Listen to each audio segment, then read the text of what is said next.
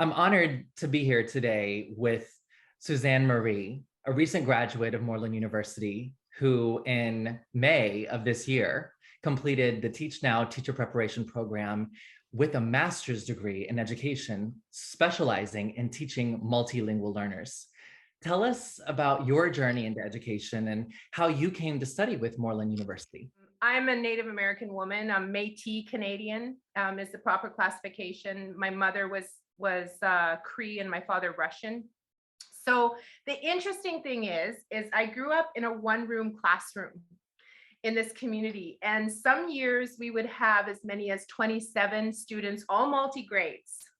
And other years there was as little as 9 students, all in multi-grades. And we had one teacher who was our principal, our nurse, our counselor, our gym teacher, our everything teacher, Janet Morris. And I'm still friends with her today.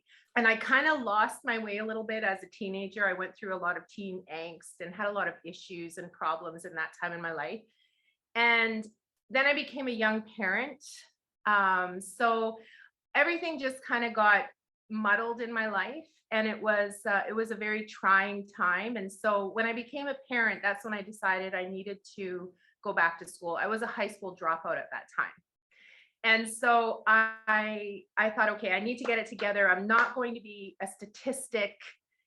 In Canada, our First Nations women, they often have a lot of social issues and social barriers that they face. And I wanted to rise above. I wanted to do something different for my daughter, for my child.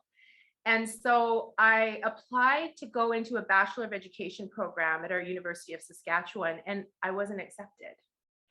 And I didn't have anybody in my family who had post-secondary education to rely on for support. I didn't know how to reach out to be able to ask questions on how can I, maybe do a diploma or a certificate to develop a GPA to then be able to go into an education program. I didn't have any of that. So I thought, okay, I'm going into policing. So I studied criminal justice.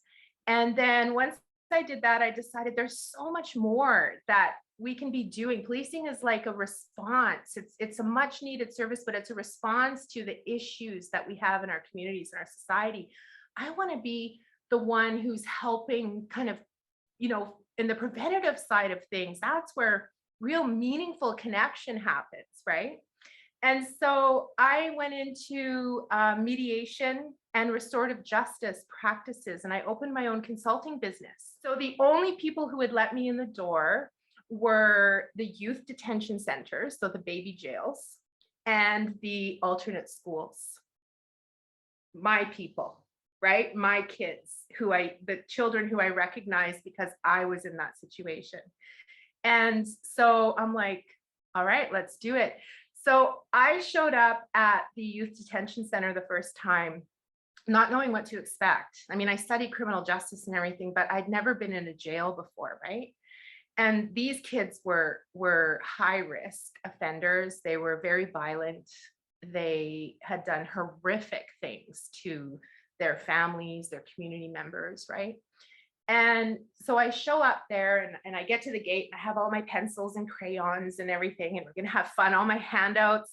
And the guard goes through everything, starts taking off the elastics, takes off my paper clips, like all of these things to make sure everything was safe, and puts me in the room. And I'm sitting there with 8 kids and I panicked. I was terrified because I'm like, I don't know how to connect with these kids. Like, I don't know, because I was professional Suzanne in my brain. So I was doing the consulting with nonprofits to develop this teen program around conflict management skills. I was teaching, and then I decided, okay, I need to get some legit credentials. So I attended and I took the Master of Arts in Conflict Analysis Management at Royal Roads University, came out feeling much stronger as an academic, and all of the benefits that come with that. So, but I was still missing something, Joey. I wanted to be with the kids consistently. I made a decision in 2019 that I'm going. I packed everything up. I sold everything I owned, gave everything to my girls, And I landed in Beijing with 2 suitcases and a carry-on, my life possessions, Joey, in December 2019. And so I had my TEFL certificate, and then COVID happened.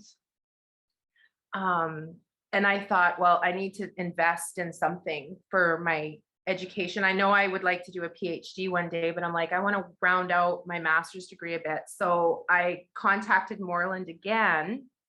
And at first I thought I wanted to take education leadership, because I'm like, yeah, I think I'll do the educate. And then I'm like, nah, I want to do something with the kids, right? And so the best fit for me was the teaching multilingual learners. And it changed my life, Joey. It changed my teaching practice. It changed how I look at my students in terms of their learning goals and not just the course outcomes. You know, really looking at individual students' needs around what it is that they hope to achieve and how they can be the best version of themselves. And it gave me the theoretical context around what it means so I could make sense of it. So based on your experience in Moreland University's Teach Now program and the master's degree in education with the focus on teaching multilingual learners, what would you say are some of the most important takeaways that you have that have informed your instruction and the way that you work with your students? So some of the key things that I learned around Moreland was, instead of just writing your outcomes or your I'm getting emotional, sorry. Instead of just writing your outcomes or your objectives for your lesson as it relates to your unit plan, you're aligning it with the core standards.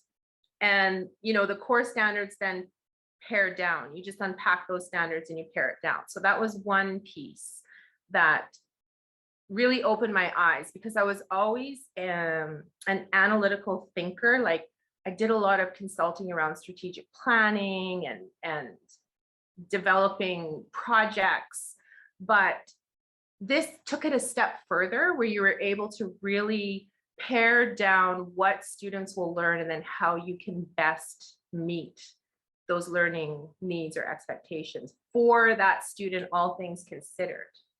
The second thing that was really helpful for me were some of the things that I never thought about before that I took for granted. I mean, all teachers, we all have our classroom management plan. We all have our way of, you know, acknowledging transitions when students are coming into the class and leaving the class. But we don't really spend a whole lot of time thinking about it. We just know this is what we do. And I'd been teaching for 24 years, right? And so for me, it was like just second nature, like every other teacher. It's common sense. But spending the time to be able to just really unpack the reasons why we have a certain routine or transition, and communicating that and engaging the students and collaboratively coming up with your norms in the classroom and expected behavior and all of those things. So it was, that was the second thing that really changed my practice, because it made my job easier.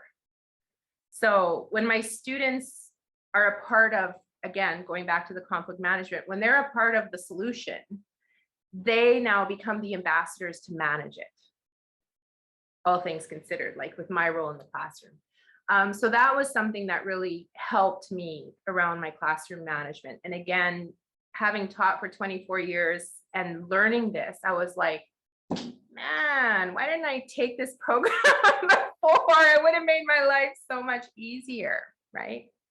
Well, Suzanne, I am inspired by your story and the journey that you've taken from supporting students and learners in your community, working within the justice system, transforming social justice for students in alternative schools, moving across the planet and beginning an adventure at a challenging time, and taking what you've learned at Moreland to transform that adventure into a new chapter of meaningful work. Thank you so much for sharing your story with us today. Thank you so much, Joey. I really appreciate the opportunity to be here and talk with you and share with you. And I'm touched that you saw it as something inspiring. So thank you.